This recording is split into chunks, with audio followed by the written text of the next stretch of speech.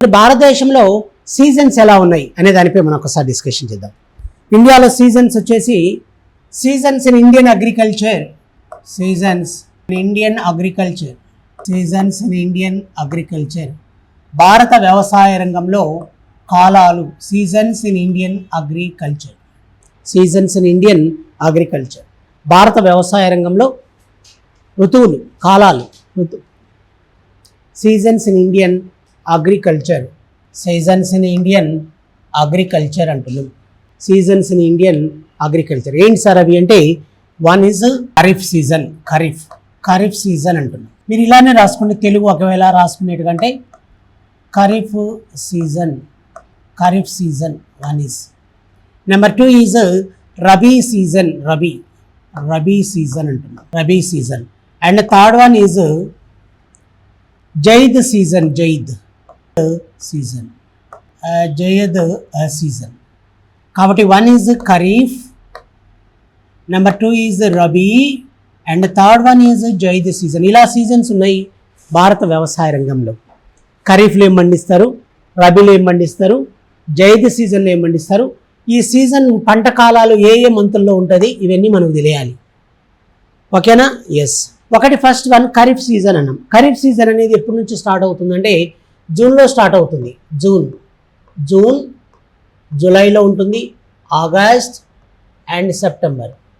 కాబట్టి June, July, August and సెప్టెంబర్లో ఉంటుంది ఇది season. June, July, August and September. June, July, August and September అంటే జూన్లో ప్రారంభమై సెప్టెంబర్ అనేది ఏంటంటే పంట కోతకాలం, హార్వెస్ట్ సీజన్, పంట కోతకాలం. June, July, August and September. రెండవది రబీ సీజన్ అంటున్నాం. మరి రబీ సీజన్ ఎప్పుడు సార్ అంటారు? ఇది అక్టోబర్లో స్టార్ట్ కావచ్చు, నవంబర్లో స్టార్ట్ కావచ్చు, ఎప్పుడైనా కావచ్చు. ఇవి October, November, next one December, January, next one February. కాబట్టి ఒకటి అక్టోబర్, ఫిబ్రవరి, మార్చ్ కూడా. మార్చ్ అనేది పంట కోతకాలం ఇది. కాబట్టి అక్టోబర్, నవంబర్లో స్టార్ట్ అవుతుంది, మార్చిలో వచ్చేసి పంట కోతకాలం. మరి జైద్ సీజన్ ఏంటి సార్ అంటే, జైద్ అనేది April, May and June. April, May మరియు జూన్ మాసాలు. April, May and June, April, May మరియు జూన్ మాసాలను జైద్ సీజన్ అంటారు. ఈ జైద్ సీజన్ వచ్చేసి ఇది షార్ట్ పీరియడ్ క్రాప్ అండి. ఇది short period crop. Short period crop అంటే స్వల్పకాలపు పంట, స్వల్పకాలపు సీజన్ ఇది. షార్ట్ పీరియడ్ సీజన్ అని రాసుకోండి. సారీ, స్వల్ప కాలపు సీజన్, స్వల్పకాలపు సీజన్ ఇది, వెరీ షార్ట్ పీరియడ్. అందువల్ల దీన్ని ఏమంటారంటే వేసవి కాలపు పంట, సమ్మర్ సీజన్ క్రాప్ అని కూడా అంటారు. వేసవి కాలపు పంట, సమ్మర్ సీజన్ క్రాప్ అని కూడా పిలవడం జరుగుతుంది. వేసవి కాలపు పంట అంటారు. జైద్ సీజన్ని వేసవి కాలపు పంట అని కూడా అంటారండి. వేసవి కాలపు పంట అని పిలవడం జరుగుతుంది. వేసవి కాలపు పంట అంటారు. ఓకే, దీనికి సంబంధించిన విషయాలు చూడండి. వేసవి కాల పంట అనం. మరి ఈ సీజన్లో ఏమేమి పండిస్తారు సార్ పంటలు అంటే, ఏవైతే షార్ట్ పీరియడ్ ఉంటాయో ఆ పంటలన్నీ పండిస్తారు. క్రాప్స్ ఏం పండిస్తారు, పంటలు ఏం పండిస్తారు. షార్ట్ పీరియడ్ అంటే తక్కువ టైంలో పండే పంటలన్నీ కూడా పండిస్తారు. ఏమేమి పండిస్తారు సార్ తక్కువ పండే పంటలు అంటే, తక్కువ కాలం అంటే? ఇప్పుడు ఫర్ ఎగ్జాంపుల్ వాటర్ మిలన్ ఉంది, పుచ్చకాయలు అంటాం కదా మనం, water melon. Musk melon, water melon, Musk melon అంటే పుచ్చకాయలు. మస్క్ మిలన్ అంటే మరి ఏమంటాం మనం, కర్బూజాకాయలు. కాబట్టి watermelon. Next one animal grass అంటే పశుగ్రాసం బాగా పండిస్తారు. పశువులకి గడ్డి కావాలి. తర్వాత వెజిటబుల్స్, కూరగాయలు ఇవన్నీ బాగా పండిస్తారు సార్. ఓకేనా? వాటర్ మిలన్, మస్క్ మిలన్, పశుగ్రాసం, ఫోడర్, నెక్స్ట్ వన్ వెజిటబుల్స్. ఈ పంటలన్నీ బాగా పండిస్తారు. కాబట్టి ఇవి బాగా పండే పంటలు అన్నమాట. ఈ సీజన్లో పండుతాయి. మిగతాటి గురించి నేను చెప్పేటప్పుడు ఒక్కొక్క పంట గురించి డిస్కషన్ చేసినప్పుడు అక్కడ మీతోటి నేను మాట్లాడతాను. ఒకటి ఖరీఫ్ సీజన్ అన్నాం, రబీ సీజన్ అన్నాం, జైద్ సీజన్ అన్నాం. జైద్ సీజన్కి సంబంధించిన ఇన్ఫర్మేషన్ చెప్పాను, అంటే తక్కువ ఇన్ఫర్మేషన్ ఉంది కాబట్టి అక్కడ చెప్పేశాను. మరి ఖరీఫ్ గురించి, వీటి గురించి ఒకసారి చూద్దాం. ఏంటి సార్ ఎలా విషయాలు అంటే, ఒకటి ఫస్ట్ వన్. ఇప్పుడు మీరు ఒక చిన్న పాయింట్ రాయండి. పంటలు రకాలు అని రాసుకోండి. Crops and types of crops అని రాసుకోండి. పంటలు రకాలు, పంటలు రకాలు, క్రాప్స్, టైప్స్ ఆఫ్ క్రాప్స్, పంటల రకాలు, పంటలు రకాలు, టైప్స్ ఆఫ్ క్రాప్స్, పంటలు రకాలు. ఓకేనా? ఏమేమి పంటలు పండిస్తాం మనం అనేది తెలియాలిగా మనకు. కాబట్టి పంటలు రకాలు అన్నప్పుడు ఒకటి చూడండి, వన్ ఈజ్ ఆహార పంటలు. ఆహార పంటలు బాగా పండిస్తాం. ఆహార పంటలు అంటే ఇంగ్లీష్లో ఏమంటారు? ఫుడ్ క్రాప్స్ అంటారు. ఫుడ్ క్రాప్స్ అంటే ఆహార పంటలు. నెంబర్ 2, రెండవది, సెకండ్ వన్, తోట పంటలు. తోట పంటలు అంటున్నాం. ఈ తోట పంటలు అంటే ఏంటంటే ప్లాంటేషన్ క్రాప్స్ అంటారు ఇంగ్లీష్లో. Plantation crops. ప్లాంటేషన్ క్రాప్స్ అంటే తోట పంటలు. థర్డ్ వన్ ఇంకొకటి ఏంటి సార్ అంటారు? నార పంటలు. ఈ నార పంటలను ఇంగ్లీష్లో ఏమంటారంటే ఫైబర్ క్రాప్స్ అని కూడా పిలుస్తుంటారండి. ఫైబర్ క్రాప్స్ అంటే నార పంటలు అంటారు. నెక్స్ట్ వన్, ఫోర్త్ వన్, నాలుగవది, నూనె గింజ పంటలు, ఆయిల్ సీడ్ క్రాప్స్. నూనె గింజ పంటలు అంటున్నాం. ఈ నూనె గింజ పంటలు oil seed crops. Oil seed crops అంటే నూనె గింజ పంటలు. నెక్స్ట్ వన్, ఉద్యానవన పంటలు. ఉద్యానవన పంటలు అంటున్నాం. వీటిని ఏమంటారంటే హార్టికల్చర్ క్రాప్స్ అంటారండి. Horticulture crops. హార్టికల్చర్ క్రాప్స్ అంటే ఉద్యానవన పంటలు. కాబట్టి ఆహార పంటలు, తోట పంటలు, నార పంటలు, నూనె గింజ పంటలు, ఉద్యానవన పంటలు, ఇవి పంటల రకాలండి. పంటల రకాలుగా మనం చెప్తాం. కాబట్టి పంటల రకాలు అన్నప్పుడు ఆహార పంటలు, తోట పంటలు ప్లాంటేషన్ క్రాప్స్ అని, నార పంటలు ఫైబర్ క్రాప్స్ అని, నూనె గింజ పంటలు ఆయిల్ సీడ్ క్రాప్స్ అని, ఉద్యానవన పంటలు అంటే హార్టికల్చర్ క్రాప్స్ అని, ఇలా డిఫరెంట్గా మనం చెప్పుకుంటున్నాం. ఓకేనా? ఇవి ఇలా విషయాలు, పంటలు రకాలు అన్నప్పుడు. ఎస్. మరి ఏంటి ఆహార పంటలు అంటే ఏంటి, తోట పంటలు అంటే ఏంటి, ఇవి మనకు తెలియాలి. ఒకటి, ఫస్ట్ వన్, ఒక చిన్న పాయింట్ రాసుకోండి. ఆహార పంటలు, ఫుడ్ క్రాప్స్ అంటే ఏంటో రాయండి. ఆహార పంటల కింద ఒక చిన్న పాయింట్ రండి. గతంలో ఎస్ఐ ఎగ్జామినేషన్లు ఇలాంటివండి. ఏది ఆహార పంట, ఏది ఖరీఫ్ పంట, ఏది రబీ పంట, ఏది తోట పంట, which one is the plantation crop, ఇలా క్వశ్చన్స్ అడిగారు. అందుకని మీకు తెలియజెప్పాలి ఇవి ఖచ్చితంగా. మనం జనరల్గా చెప్పాలి. ఏంటి ఆహార పంటలు అంటే ఏంటి? మరి ఆహార పంటలు అనగానే ఒకటి, ఫస్ట్ వన్ కింద రాసుకోండి. ఆహార పంటలు ఏమై ఉండొచ్చో ఒకసారి రాయండి కింద. ఆహార పంటలు అనగానే ఒకటి ప్యాడీ, రైస్, ప్యాడీ రైస్ అంటున్నాం. రెండవది వచ్చేసి వీట్, గోధుమ. ఆహార పంటలు అంటే ఏంటి సార్ అంటే ఫుడ్ క్రాప్స్ అంటున్నాం కదా. ఈ ఫుడ్ క్రాప్స్ అంటే ఏంటో చూడండి. వన్ ఈజ్ ఫుడ్ క్రాప్స్ అన్నప్పుడు ప్యాడీ అంటే రైస్ అన్నం. Paddy, one is paddy rice. రెండవది వీట్, గోధుమ. వీట్ గోధుమ అనేది కూడా ఆహార పంటనే అండి.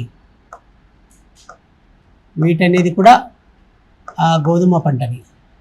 కాబట్టి ఒకటి, one is paddy, number 2 is wheat, and third one is jowar. Jowar అంటే ఏంటి అంటే జొన్న అండి. జొన్న పంటను ఏమంటారంటే జోవర్ అంటారు. నెక్స్ట్ వన్ మెయిజ్ అంటే మొక్కజొన్న. Next one bajra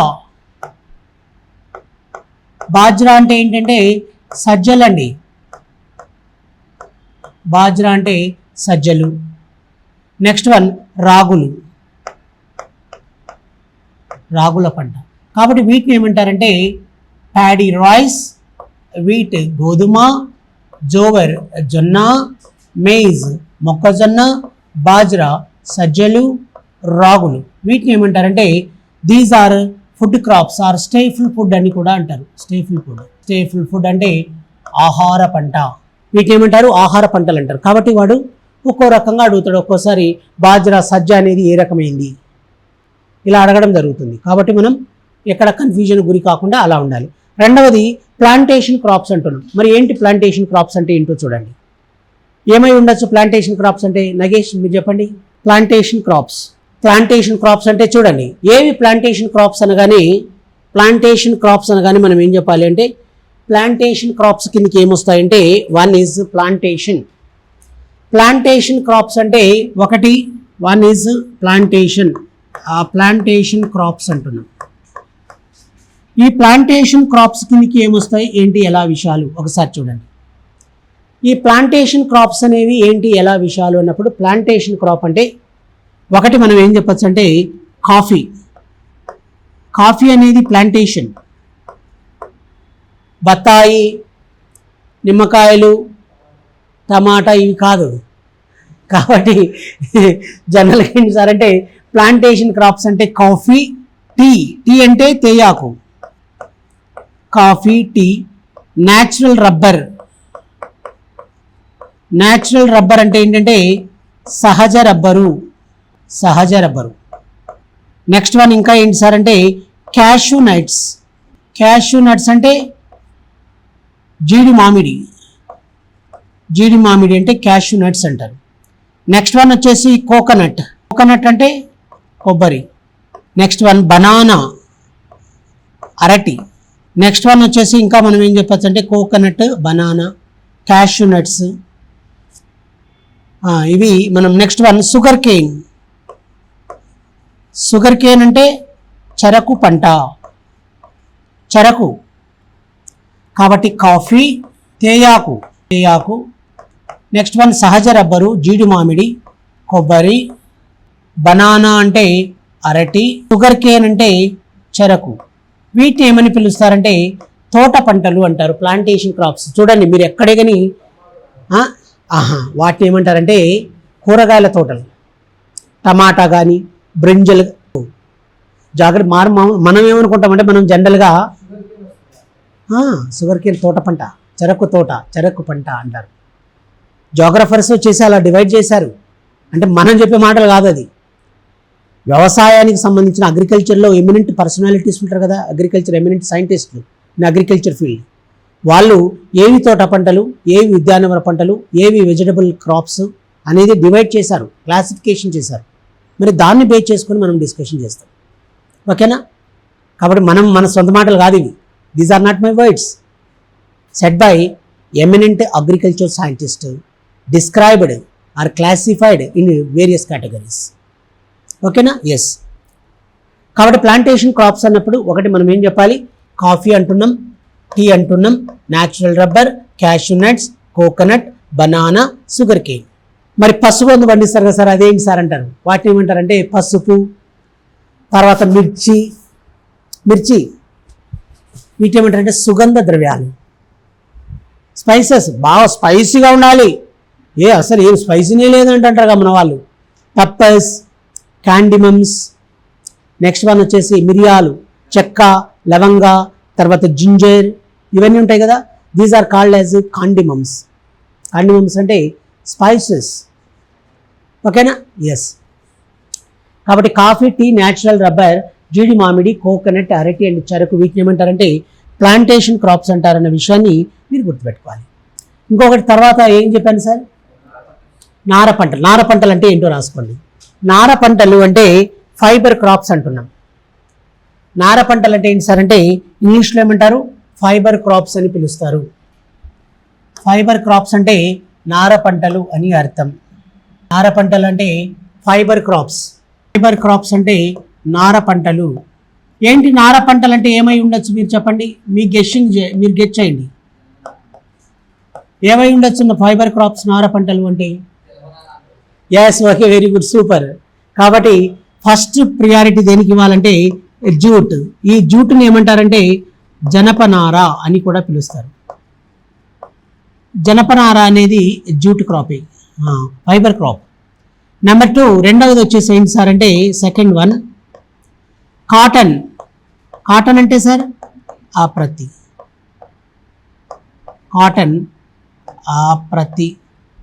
and third one వచ్చేసి ఇంకొకటి ఏంటి సార్ అంటే న్యాచురల్ సిల్క్ అంటే ముడి పట్టు అంటున్నాం.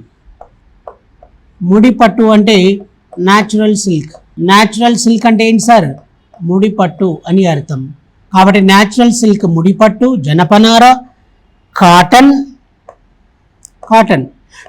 వీటిని ఏమంటారంటే నార పంటలు అని పిలవడం జరుగుతుంది. నార పంటలు ఫైబర్ క్రాప్స్ అంటారు. ఏవి ఫైబర్ క్రాప్ అంటే జనపనార, ప్రత్తి, న్యాచురల్ సిల్క్, ముడిపట్టు, కాటన్, ప్రత్తి, జూట్, జనపనార, వీటిని ఏమంటారంటే ఫైబర్ క్రాప్స్ అని నార పంటలు అంటారు. ప్లాంటేషన్ అంటే ఇవి ఉన్నాయి.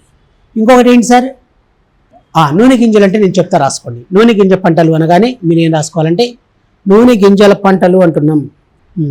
నూనె గింజ పంటలు అనగానే ఒకటి గ్రౌండ్ నట్, పల్లీలు, వేరుశనగ పంట ఒకటి. వేరుశనగ పంటకు సంబంధించిన అంశాలు. వేరుశనగ అనగానే ఏం పెట్టాలి సార్ మీరు? వేరుశనగ పంట అంటే ఒకటి ఫస్ట్ వన్ వేరుశనగ, గ్రౌండ్ నట్ అన్నాం. రెండవది సెకండ్ థింగ్, రెండవది చూడండి, రెండవది వచ్చేసి ఏంటి అంటే సన్ఫ్లవర్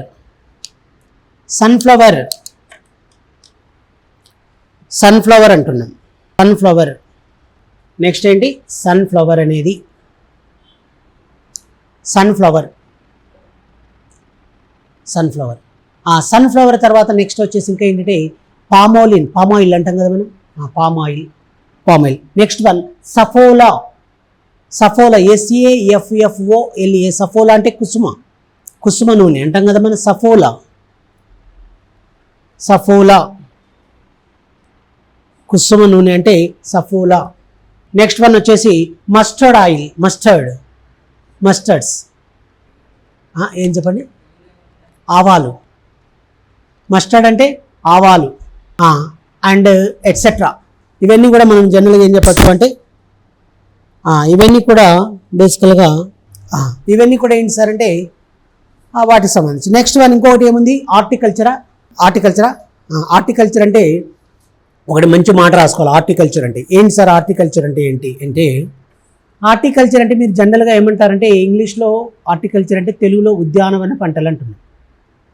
ఈ ఉద్యానవన పంటలు అనగానే బేసికల్గా చూడండి, ఉద్యానవన పంటలు అంటున్నాం కదా. ఉద్యానవన పంటలు అంటే హార్టికల్చర్ క్రాప్స్ అంటున్నాం. ఉద్యానవన పంటలు ఏంటి? ఉద్యానవన పంటలు అంటే కొన్నింటిని కలిపే ఉద్యానవన పంటలు అంటారు. వేటిని కలిపి ఉద్యానవన పంటలు అంటారో ఒకసారి చూడండి. వేటిని కలిపి ఉద్యానవన పంటలు అంటారంటే ఒకటి పూల తోటల సాగు,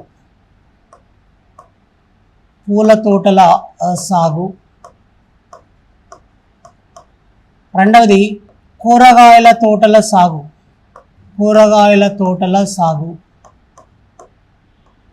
ఒకే పండ్ల తోటల సాగు. అన్నింటినీ కలిపి ఏమంటారంటే ఉద్యానవన పంటలు అంటారు. హార్టికల్చర్ క్రాప్స్ అంటారు. వీటన్నింటినీ కలిపి ఏమంటారు?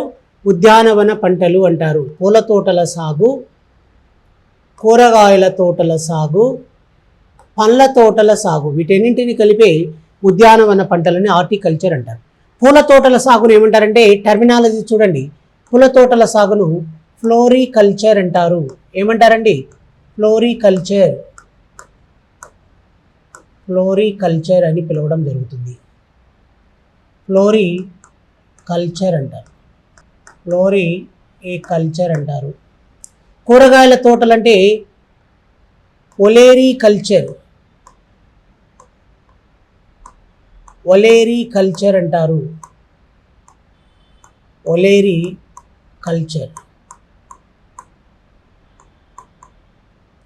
ఒలేరికల్చర్ అంటారు. పండ్ల తోటల సాగు అంటే ఏంటంటే పోమీకల్చర్ అంటారు. ఇది మీరు ఖచ్చితంగా గుర్తుపెట్టుకోవాలి. Very very very important. ఇలాంటివి అడుగుతాడు. వేటిని ఏమని పిలుస్తారు అనేది అడగడం జరుగుతుంది. కాబట్టి మీరు ఖచ్చితంగా ఈ అంశాలు ఖచ్చితంగా గుర్తుపెట్టుకోవాలి. కాబట్టి బేసికల్గా మనం ఏం చెప్పుకోవచ్చు అంటే కాబట్టి ఇవి పూల తోటల సాగు ఫ్లోరికల్చర్, కూరగాయల తోటలు అంటే ఒలేరికల్చర్, పండ్ల తోటల సాగు అంటే ఫోమికల్చర్ అని ఇలా పిలుస్తారు. ఓకేనామా? ఎస్. ఇవి ఇలా విషయాలు జనరల్గా మనం గుర్తుపెట్టుకోవాలి. ఓకేనా? ఎస్. ఇవి వాటికి సంబంధించిన information, pomiculture, olericulture and floriculture. ఓకేనా, ఇది ఇలా విషయాలు ఉన్నాయి. తర్వాత ఒక చిన్న పాయింట్ రాసుకోండి, నోట్. ఇండియాలో మొదటిసారిగా హార్టికల్చర్ విశ్వవిద్యాలయాన్ని హార్టికల్చర్